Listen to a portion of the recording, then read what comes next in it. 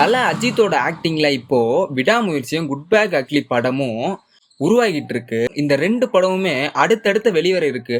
அதுல விடாமுயற்சி ரொம்பவே வருஷ கணக்கா இழுத்தடிக்கப்பட்டு இருக்கு. ஷூட்டிங் ரொம்பவே விறுவிறுப்பா நடந்தாலுமே ஏதோ ஒரு காரணத்தால எப்படியாவது ஒரு பிரேக் வந்துருது. சமீபத்துல கூட இந்த படத்தோட ஷூட்டிங் ரொம்பவே பிரேக் விட்டுருந்தாங்க. அதுக்கப்புறம் தான் ஆரம்பிச்சாங்க.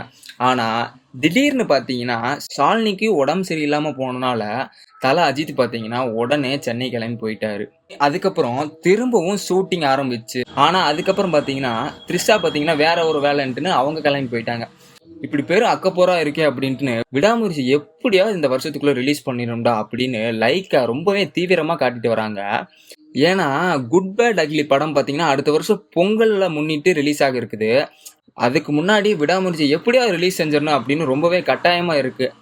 இப்படிப்பட்ட சூழல்ல தான் தல அஜித்தோட போட்டோ பாத்தீங்கன்னா சோசியல் மீடியால வர்றனால ரசிகர்களுக்கு ரொம்பவே ஆறுதலா இருக்கு. அந்த வகையில இப்ப பாத்தீங்கன்னா நடிகர் தசரதி நரசிம்மா அஜித்தோட இருக்கிற போட்டோவை வெளியிட்டு இருக்காங்க.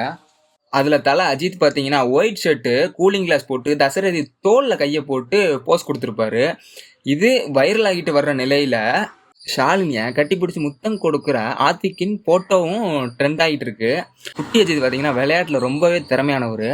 இந்த 2 போட்டோ தான் இது வரைக்கும் வெளியாயிருக்கு. ஆனா இப்போ அம்மாவை கொஞ்சம் இந்த போட்டோ அவங்கள கட்டி பிடிச்சு ஆத்திக் முத்தம் கொடுப்பது போலவும் இருக்கும். அந்த போட்டோ படு வேகமாக ரொம்பவே அதிகமா ஷேர் ஆகிட்டு வருது சோசியல் மீடியால.